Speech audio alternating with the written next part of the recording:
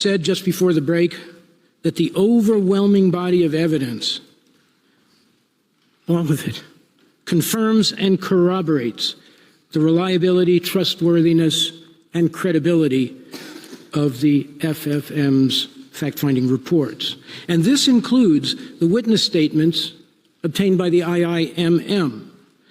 As you have been told, the IIMM provided 42 signed witness statements to the parties with the names redacted. The Gambia attached 12 of them to its reply, and Myanmar annexed 19 to its rejoinder. Their counsel claimed that we submitted only 12 because the others do not support our claims. That is just nonsense. Let's examine what those witness statements actually say, starting with those submitted by Myanmar. I think you will find that these witness statements not only support the Gambia's claims, but they confirm and corroborate the findings of the FFM and attest to the reliability and credibility of its two reports.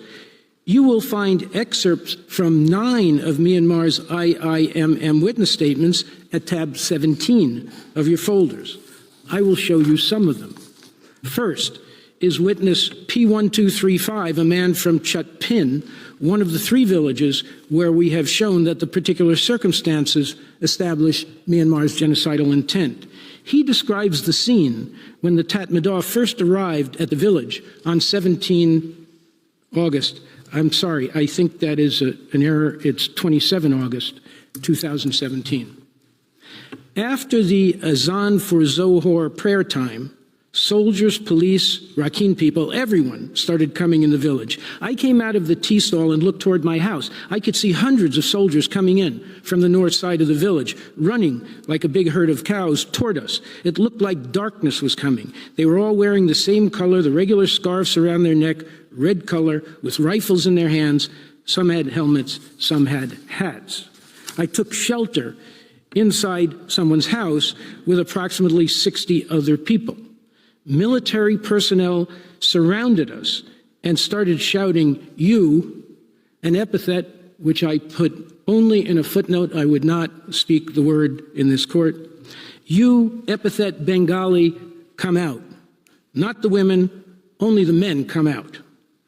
Because no one was going out, the soldiers started talking to their seniors through wireless devices with an antenna. We could hear them and understand what they were saying. The house we were hiding in was a bamboo house with walls made of bamboo and leaves as roofs, so you can hear and even see from the inside. Militaries were everywhere. We could hear and feel that they kept coming inside the village. They were saying, quote, "We told the people to come out, but no one has come out. What should we do?" We heard pretty loud from the radio, "Ain go mi sho," which means set fire to every house. As soon as this was said, they started shooting and setting fire from the west side of where we were. We could hear the noise of firing, and when we tried to watch, we could see that they were coming toward us as well as setting fire in front of us. They started firing launchers. This is from their evidence, annexed to their written pleadings. IIMM witness P1239 is another man from Chutpin, which the Rohingya call Shuap Prang, and who went to help his neighbors recover the bodies of loved ones after the Tatmadaw attacked that village. The bodies had bullet wounds and scars from knives. I saw the body of one pregnant lady who had been cut open with a knife, and the baby had come out of the body. I also found 2 of her sons dead, including the unborn child. The mother and 3 children were killed. The older child was a 4-year-old, and the younger one was a 2-year-old.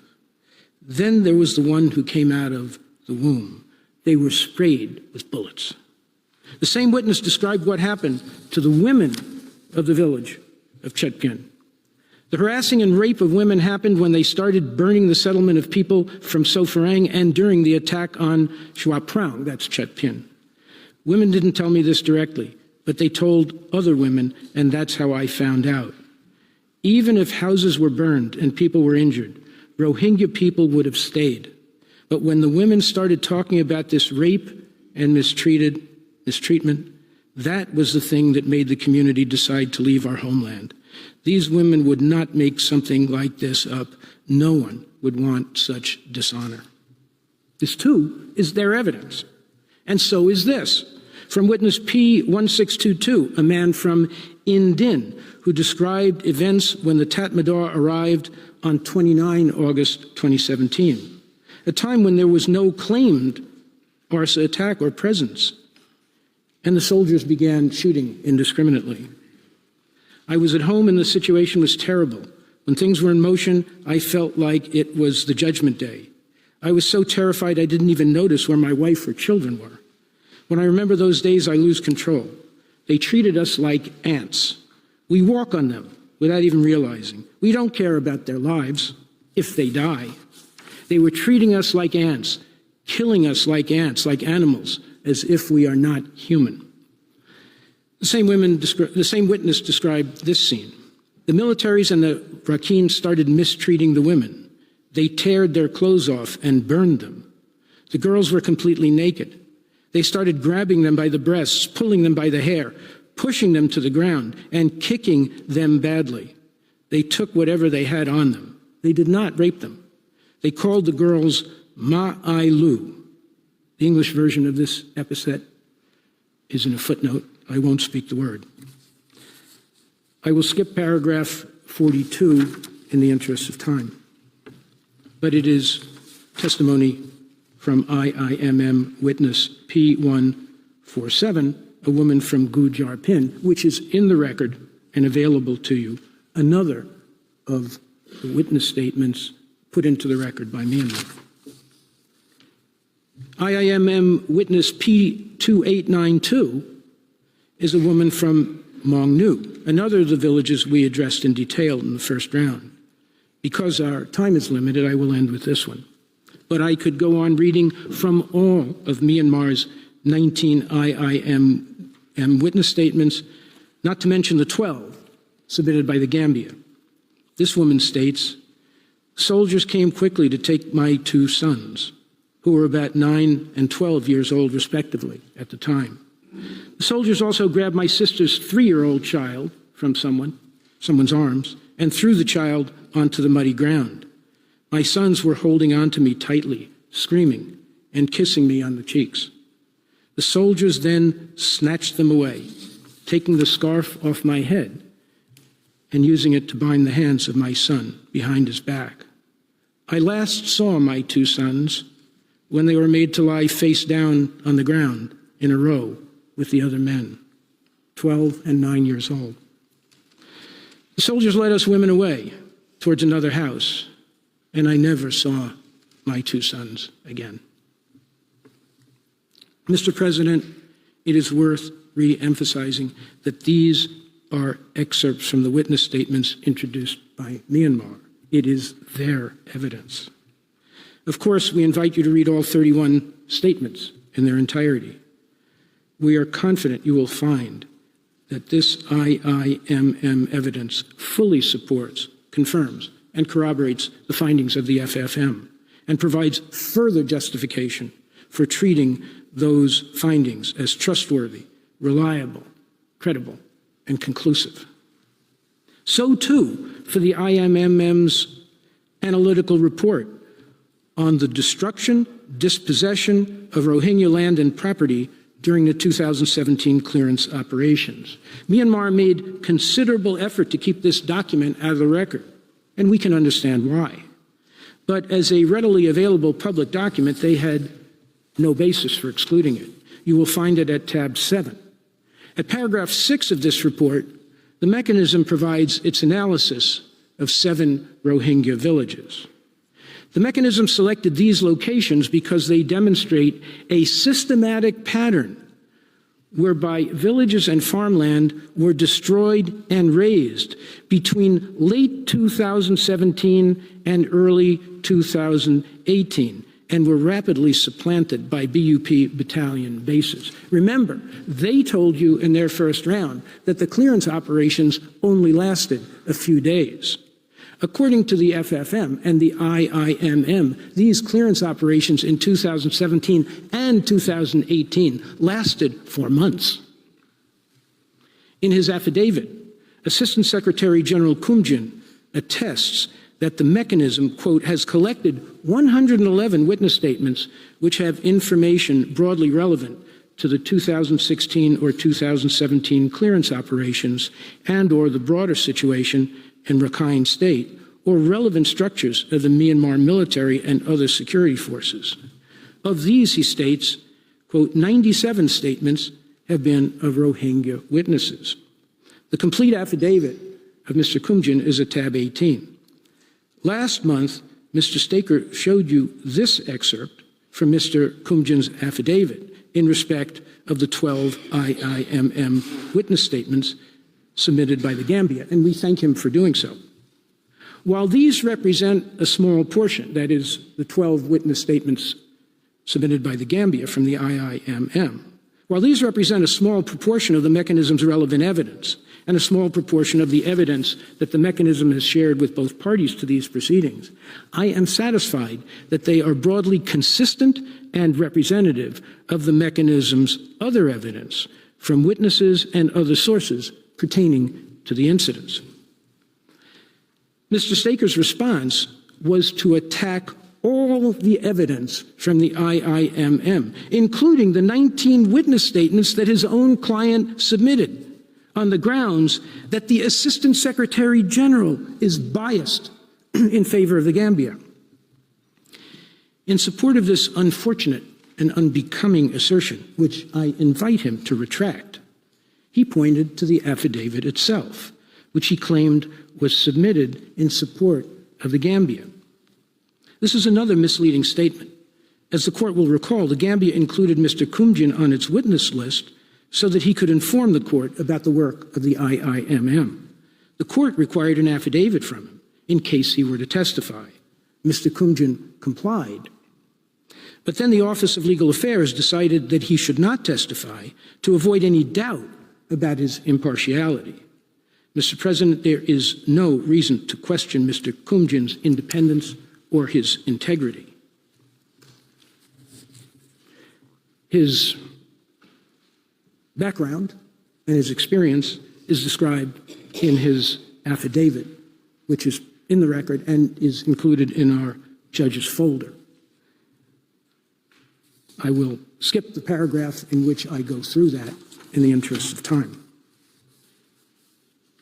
There is no basis for questioning his credibility or his expertise or his deep experience in proving international crimes before international criminal tribunals. Nor is there any reason to doubt Mr. Kumjin's testimony about why the Rohingya express fear about giving their statements or having their identities revealed.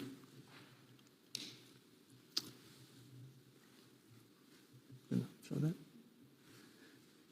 Almost across the board, witnesses who raised concerns about the sharing of their information tied these concerns to their cooperation with judicial proceedings being made known to the governmental or military authorities of Myanmar, the same authorities they believe have persecuted and subjected them to serious international crimes in Myanmar. These concerns have not ameliorated over time as the violence and commission of serious international crimes have continued to escalate in Myanmar, including in Rakhine State. There is absolutely no reason whatsoever to give any credence to the argument by Myanmar's counsel that evidence provided by Rohingya witnesses was unduly influenced by a fear of ARSA and should therefore be given no evidentiary weight. To the contrary, it took great courage on their part, as well as the protection offered to them by the FFM and IIMM, to overcome their fear of the Tatmadaw and tell their stories to the world in the hope that the world would listen and that some measure of justice would be provided to them. Mr. President, members of the court, the IIMM witness statements and analytical reports and the affidavit of the head of the IIMM fully confirm and corroborate the findings of the FFM and provide further justification for the Court's reliance on the 2018 and 2019 reports. And that is not all. In the next part of my presentation, I will show how the reports of prominent, authoritative, and independent NGOs, signed witness statements, and the compelling witness and expert testimony you heard last week all further confirm and corroborate the findings of the United Nations FFM. They constitute powerful and persuasive additional support for the reliability and authority of the FFM's comprehensive reports. In so doing, I will expose the failure of Myanmar's attempts to discredit this evidence too. And I will do more than describe the evidence for you. I will show it to you. I begin with the investigation conducted by the Public International Law and Policy Group, PILPG, at the behest and with the support of the United States Department of State. The investigation included interviews in Bangladesh in February 2018 with 1,024 Rohingya witnesses and victims, almost as many as the 1,294 interviewed by the fact-finding mission. The report, published in December 2018, describes the investigation's methodology, and I will go through it as quickly as I can with you so that you can see the seriousness and the probity of this investigation. In February 2018, PILPG assembled an investigation team of 18 highly experienced and trained international investigators from 11 countries to conduct its investigation mission. This investigation team included former prosecutors and investigators from a range of countries and international criminal tribunals, former investigators from Darfur and South Sudan investigation missions, military and security experts, and international criminal accountability experts.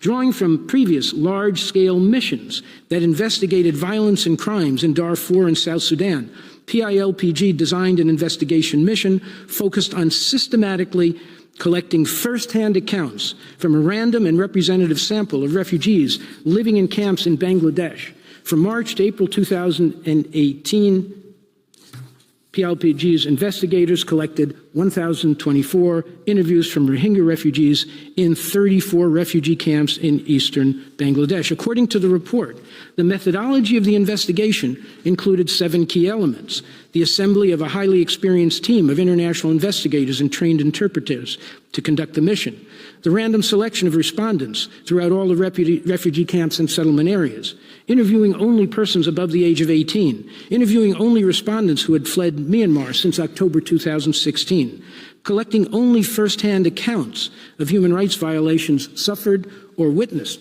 that is, not documenting hearsay, a standardized interview format and approach to information collection and interview coding according to alleged perpetrator, crime, and location.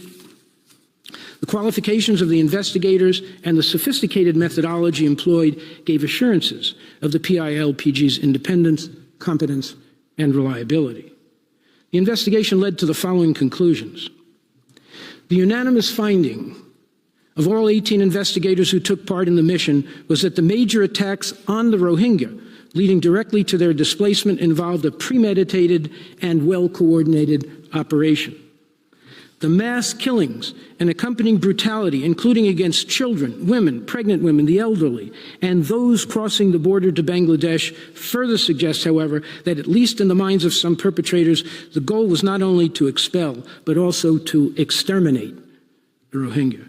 As one investigator concluded, while one can debate whether Burma's goal was to exterminate the Rohingya or merely push them out of the country, there were striking examples that indicate a possible desire to go far beyond pushing the population into Bangladesh. I was struck by the mass murder of Rohingya, even once they were about to enter Bangladesh. I heard several reports of hundreds or thousands of people being killed with bombs and guns while waiting on the riverbank to cross into Bangladesh. I also heard reports of military speedboats purposely running into canoes full of refugees, which would then tip over and everyone would drown. In both of these examples, the Burmese had basically achieved their desire to force the Rohingya into Bangladesh, yet that wasn't sufficient. Instead, they preferred the Rohingya dead.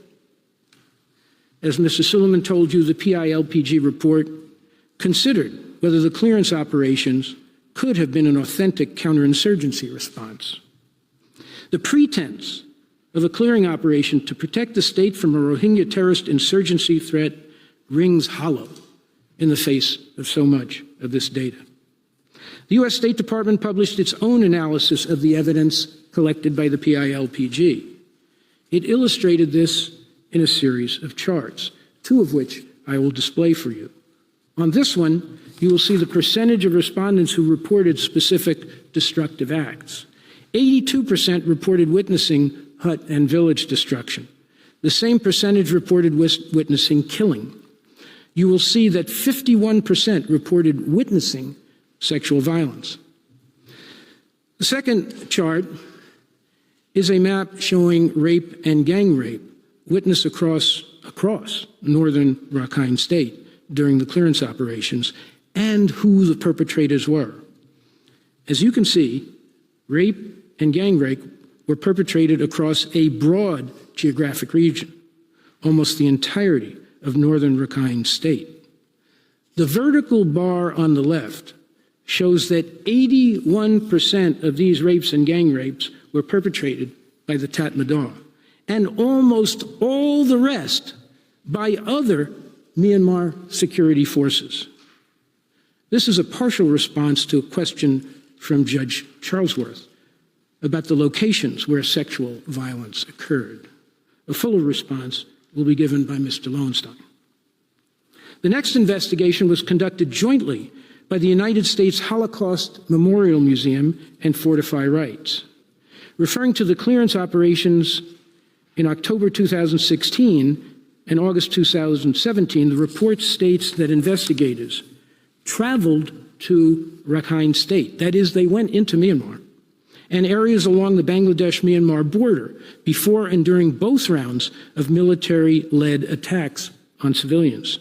Fortify Rights visited locations along the Naf River, which separates Myanmar and Bangladesh, refugee camps in Bangladesh, forested enclaves on the border, and villages where Rohingya survivors sought refuge. This report is based on more than 200 in-depth, in-person interviews, documented primarily by Fortify Rights, with Rohingya survivors and eyewitnesses of atrocity crimes, including more than 100 Rohingya women, as well as aid workers. The report included these findings. Over the past year, Fortify Rights and the Simon Scott Center of the U.S. Holocaust Museum documented how the Myanmar Army, Air Force, police force, and armed civilians carried out an unprecedented, widespread, and systematic attack on Rohingya civilians throughout northern Rakhine State with brutal efficiency. Eyewitness testimony documented in this report reveals how Myanmar state security forces and civilian perpetrators committed mass killings. State security forces opened fire on Rohingya civilians from the land and sky. Soldiers and knife-wielding civilians hacked to death and slit the throats of Rohingya men, women, and children, and Rohingya civilians were burned alive. Soldiers raped and gang-raped Rohingya women and girls and arbitrarily arrested men and boys en masse. The report continued. Satellite imagery corroborates eyewitness testimony describing how Myanmar authorities and others razed Rohingya-owned homes and properties throughout northern Rakhine State, destroying hundreds of villages and entire village tracts. Excuse me. The report concluded, there is mounting evidence to suggest these acts represent a genocide of the Rohingya population. Fortify Rights also conducted a separate investigation based primarily on 254 interviews with eyewitnesses and survivors of human rights violations, as well as with Myanmar military and police sources, Myanmar military analysts, members of ARSA, Bangladesh military and government officials, a Rakhine Buddhist monk, and international and local humanitarian aid workers. Fortify Rights also reviewed visual elements, including films and photographs from northern Rakhine State, acquired from original sources as well as open source media. Information that could not be adequately corroborated or triangulated was not included in this report. The report found the Myanmar authorities' preparations for mass atrocities culminated in horrific, coordinated, and systematic attacks against Rohingya civilians throughout the 3 townships of northern Rakhine State. For several weeks, the Myanmar army, police, and non-Rohingya civilians raided hundreds of Rohingya villages, committing massacres of men, women, and children, systematic rape of women and girls, mass arbitrary arrest of men and boys, and widespread and systematic arson attacks. Conservative estimates suggest that in the span of a few weeks, soldiers and police, with the support of armed non-Rohingya civilians, killed at least several thousand Rohingya civilians, if not tens of thousands, from hundreds of villages throughout the 3 townships of northern Rakhine State. This may sound repetitive to you, Mr. President, members of the court, but it's necessary to show that all of these investigations reached the same findings and conclusions as the UN fact-finding mission. Physicians for Human Rights, another authoritative and highly esteemed NGO, published several reports on the events in northern Rakhine State. One of them addressed sexual violence against Rohingya women and girls.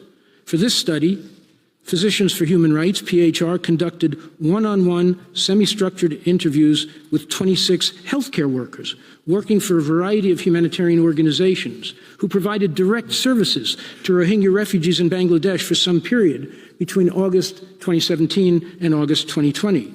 The research team included American and Bangladeshi social scientists and physicians who have experience documenting or responding to sexual and gender-based violence.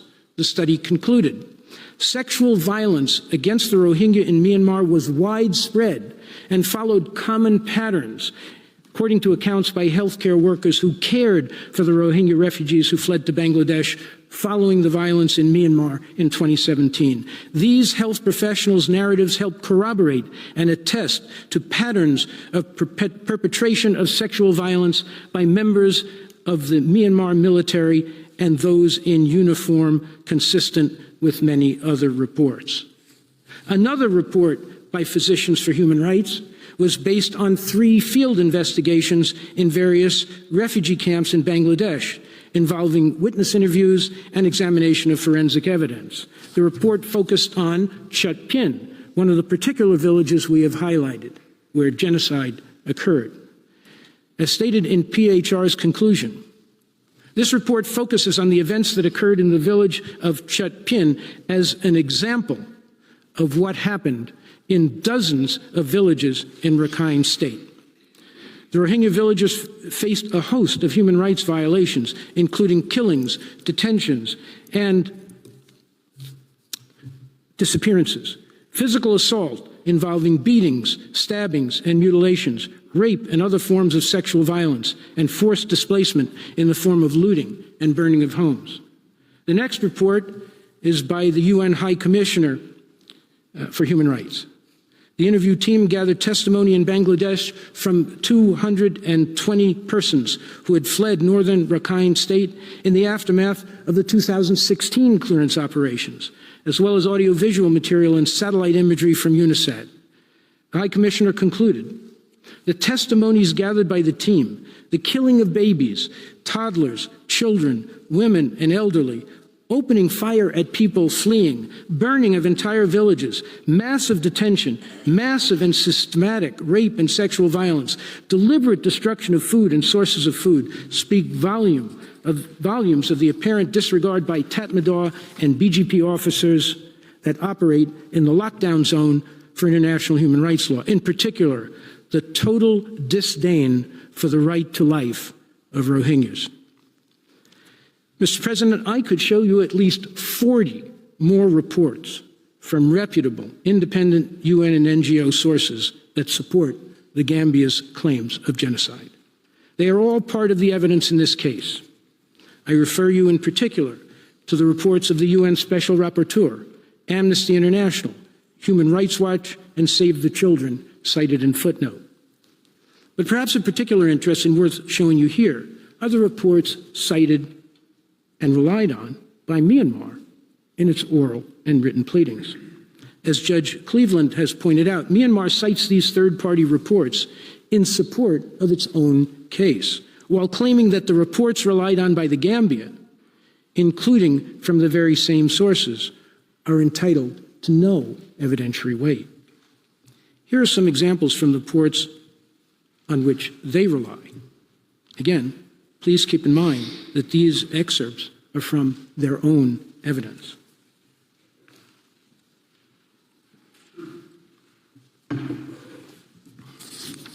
The first of these is a report from the International Crisis Group published in December 2016. Myanmar cited it 52 times in their written pleadings. Ms. Laurie and Mr. Blum-Cooper cited it 25 times in their oral pleadings. Despite their heavy concentration on this report, they passed in silence over these findings concerning the 2016 clearance operations, the first wave. After the 9 October attacks, there were multiple reports of suspects being shot on sight, burning of many houses, looting of property, and seizure or destruction of food stocks, as well as of women and girls raped. Humanitarian agencies have been denied access to some 30,000 people in the sealed-off area, as well as 130,000 previously receiving life-saving aid, with few exceptions. In the same report, the International Crisis Group rejected Myanmar's denial of responsibility for these atrocities. Blanket denials, even of factual claims based on satellite imagery or international media reports from the ground of flight to Bangladesh, are not plausible and undermine the credibility of its other claims. Some counter-narratives clash with satellite data. For example, that local Muslim villages are torching their own homes to get international sympathy, or that it is arson. Analysis of that data shows destruction of at least 1,500 buildings. This is in 2016. Some villages were systematically destroyed over days rather than isolated geographically dispersed events, as would be expected from individuals or small group hit-and-run attacks. Moreover, much arson took place during military operations when many troops were present, not only at the time of attacks, but over subsequent days. The ICJ, on which they rely, also said this. Potentially even more serious is that the repeated blanket government denials, widely disseminated via the state media in English and Burmese, reinforce a climate of impunity for troops that is particularly dangerous in a context of widespread negative sentiments toward the Muslim population at all levels of the military and in society as a whole. The state media has published disturbing opinion pieces, for example, one that referred to the Rakhine state situation as caused by detestable human fleas that we greatly loathe for their stench. The International Crisis Group published another report in December 2017, following the second wave of the clearance operations in October 2017. Myanmar cited it 35 times in its written pleadings and 7 times at these hearings. But they did not tell you what the report concluded. A brutal military response that failed to discriminate between militants and the general population, followed by continued insecurity and restrictions that have imperiled livelihoods, has driven more than 624,000 Rohingya into Bangladesh. This is one of the fastest refugee exoduses in modern times and has created the largest refugee camp in the world. A large proportion of Rohingya villages in the area have been systematically reduced to ashes by both troops and local Rakhine vigilante groups that were equipped and supported by the military following the 25 August ARSA attacks. This is their evidence. Myanmar also relies heavily on an Amnesty International report of May 2018. It was cited 12 times in their written pleading and 5 times by Ms. Laurie, Mr. Blom-Cooper, and Mr. Staker. Early in the morning of 25 August 2017, ARSA, a Rohingya armed group, attacked around 30 security force outposts in northern Rakhine State. The Myanmar security forces, and in particular the military, responded to the attacks and subsequent clashes with an unlawful and grossly disproportionate campaign of violence marked by killings, rape and other sexual violence, torture, village burning, forced starvation tactics, and other human rights violations and crimes under international law, all of which has been well documented by Amnesty International and others.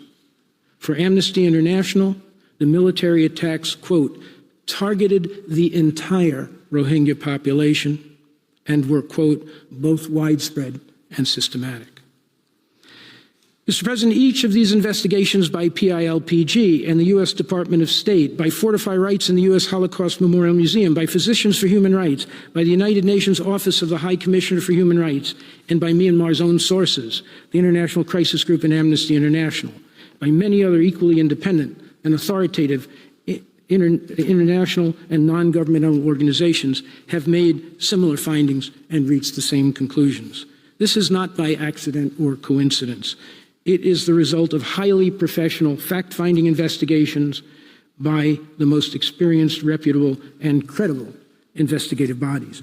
As you will have discerned, and is in fact most obvious, these reports, individually and collectively, confirm and corroborate the findings and conclusions of the UN fact-finding mission in its comprehensive reports of 2018 and 2019, as well as the evidence from the IIMM. We say these reports in themselves are fully convincing and conclusive evidence of Myanmar's genocidal act and Myanmar's genocidal intent. But for anyone who might question whether the FFM reports in themselves satisfy the high standard of proof established by the court to hold a state accountable for genocide under the 1948 Convention, we ask you to consider the fact, and it is now an established fact, that all of these highly credible and reliable and trustworthy organizations have independently made the same findings and reached the same conclusions as the FFM. Thus, the FFM reports do not stand alone. Their findings and conclusions are fully confirmed and corroborated by the investigations and reports that these independent and authoritative organizations. Significantly, there are no independent investigations or reports that have been submitted by either party that contain contrary findings or contrary conclusions. Not even Myanmar can deny this. Their only defense is that our evidence is insufficient to prove the facts. That is plainly and demonstrably wrong. The evidence all points in the same direction, to only one point on the compass. We say the FFM reports themselves do reach the high evidentiary bar the court has set in its prior cases under the Convention. But in any event, the many independent and authoritative investigative reports that confirm and corroborate the FFM reports combine to lift it high over that bar, as does the witness testimony. As we said in the first round, the Gambia submitted signed witness statements from 48 victims and eyewitnesses. In 30 of them, the names were redacted because the witnesses feared retaliation by Myanmar.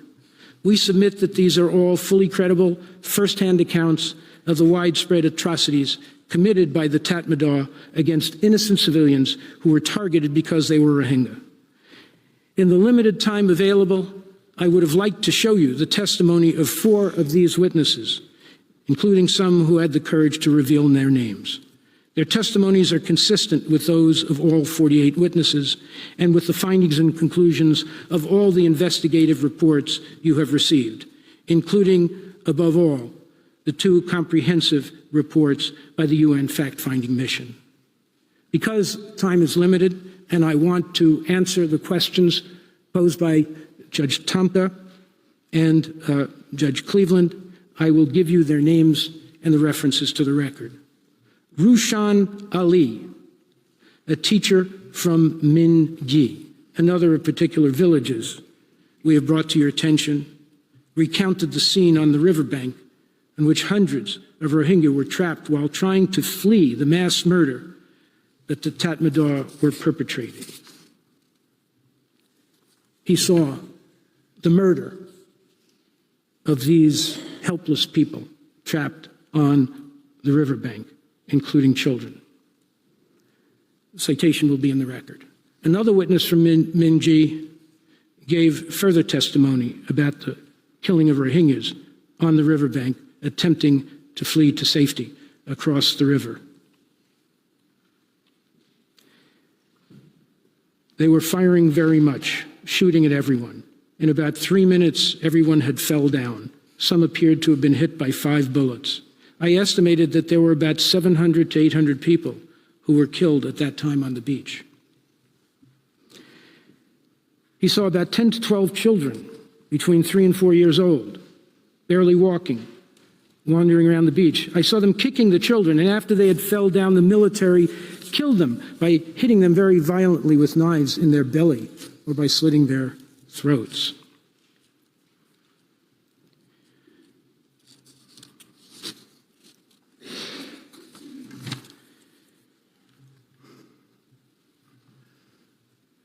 The IMM provided one witness statement with a witness's name, Karim Ullah from Chetpien. He testified, I heard the military soldiers saying, "Mi shoet light, set fire." And they started to set the houses in Shuak Prang, that's Chetpien, on fire. They were also shooting in all directions. There were so many bullets, they were like drops of rain. Amongst all the shooting and burning, people started fleeing from Shuak Prang toward the west, crossing the rice fields, because they couldn't flee to other directions because of the military. Villagers got shot while they were running away from the village. I saw the bodies of those people later that day. I was still hiding, because if they saw any man, they would shoot. Last week, Mr. President, you and the members of the court heard live testimony, subject to cross-examination, from 3 Rohingya victims and eyewitnesses who testified about the indiscriminate killing in their villages by the Tatmadaw, men, women, children, infants, the elderly, the extreme brutality inflicted on them, the rape and gang rape of women and girls, the burning of their homes and fields, the burning of entire Rohingya villages, and the killing of fleeing refugees, including children, trying desperately to get to Bangladesh. Mr. President, we could have brought hundreds, if not thousands, of Rohingya witnesses to give similar testimony. But that is not the way the court operates, and enough is enough. The point is, the irrefutable point is, that Myanmar, through its military forces, targeted the Rohingya group because they were Rohingyas. And they did whatever they could to destroy them. You also heard from Professor Michael Newton, an expert on counterinsurgency.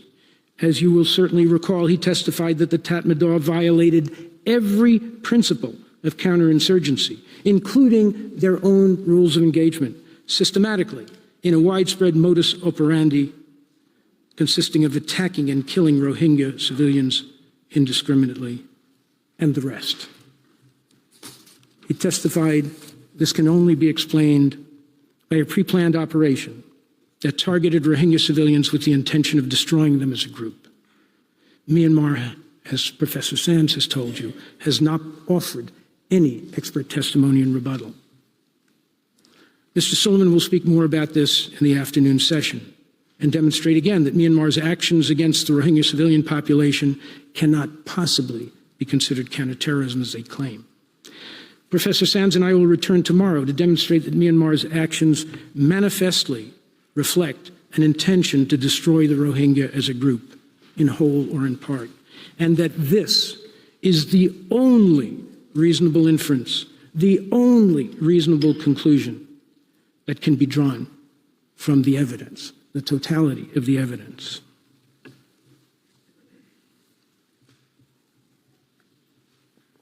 Mr. President, I will conclude by giving the Gambia's responses to the question from Judge Tomka and the first question from Judge Cleveland. Judge Tomka asked the Gambia to, 1, outlined the methodology it employed to verify witness evidence it received from other entities, including whether the Gambia has access to the identities and personal information of witnesses whose statements were supplied by third parties, and 2, explain what safeguards were in place to ensure that multiple statements relied on as corroborative did not, in fact, originate from the same source. The Gambia received 44 of its witness statements from Legal Action Worldwide, 1 from Fortify Rights and 3 from journalists based on their personal observations. It also received 42 witness statements from the IIMM, 12 of which it placed into the record. The Gambia verified the witness statements received from Legal Action Worldwide and Fortify Rights by satisfying itself as to the methodology used by those entities to obtain the statements, including assurances that the statements reflected the true and honest testimony of the witnesses, who fully understood the contents and willingly signed the statements. The witnesses were not anonymous. The Gambia was aware of their names and other personal information, just that the names were redacted from the versions submitted to the court in 30 of these cases at the witness's request for reasons of protection that I've already given. The statements of the journalists were obtained directly by the Gambia. The statements received from the IIMM were also signed by the witnesses, but the IIMM redacted their names for the witnesses' protection, save in one case, as I've mentioned. In terms of safeguarding against multiple statements from the same witness, because the Gambia had the names of all the witnesses whose statements were submitted to the court, except for the IIMM witnesses, it checked each of the statements to make sure it was from a different witness. We made one error, submitting the same witness statement in both our memorial and reply, not 2 statements from the same witness, but 2 copies of the same statement. And when we confirmed this, we notified the court and withdrew the second statement from the record. After receiving the 42 witness statements from the IIMM, we looked for matches between those statements and the statements from the other sources that we submitted. Since the names were redacted from the IIMM statements, and we received them a very short time before we filed the reply, this was challenging. It turned out that there were 2 matches between the 12 IIMM statements that we annexed to the reply and those we obtained from law and attached to the memorial. After submitting the reply, we asked law whether any of the witnesses whose statements we submitted with the memorial had been interviewed by the IIMM, and we were informed that only these 2 had met with the IIMM. We then wrote to the court on 1 July 2024 to inform it of these 2 instances and sought to make corrections to the reply under Article 52, Paragraph 3 of the rules, to make clear that in 2 of the paragraphs of the reply, we were referring to a single witness's testimony rather than 2 different witnesses. Finally, in one instance in which we received a signed witness statement from law, the same witness's account was included in a collection of interview notes provided by law. The Gambia relied only on the signed witness statement in its written pleadings and did not rely on or cite to the interview notes. Accordingly, in none of the 4 instances mentioned by Myanmar, nor in any other, did we rely on a second statement from any witness as confirmation or corroboration of other statements or for any other purpose. Myanmar's counsel argued that in the 2 instances in which there are witness statements from the same individual, there are contradictions. This is an exaggeration. To be sure, the statements given to the IIMM are longer and more detailed, especially in regard to ARSA. There are also some minor differences in the details provided about the Tatmadaws attacks on their villages, as would be expected when a witness gives statements 3 years apart, as happened here. But there are no significant inconsistencies in these statements concerning the Tatmadaws' activities in their villages. There is no cause to doubt either of the 2 witnesses' credibility, and certainly no cause to doubt the credibility of the other 42 witness statements obtained by law.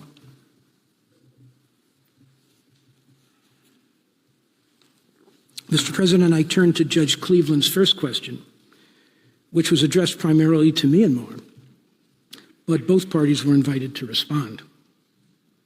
Judge Cleveland pointed out that Myanmar, as I said earlier, relied on evidence from the FFM reports, NGO reports, and media articles to support its assertions about ARSA, while at the same time objecting to the Gambia's reliance on the same or similar sources to prove its claims.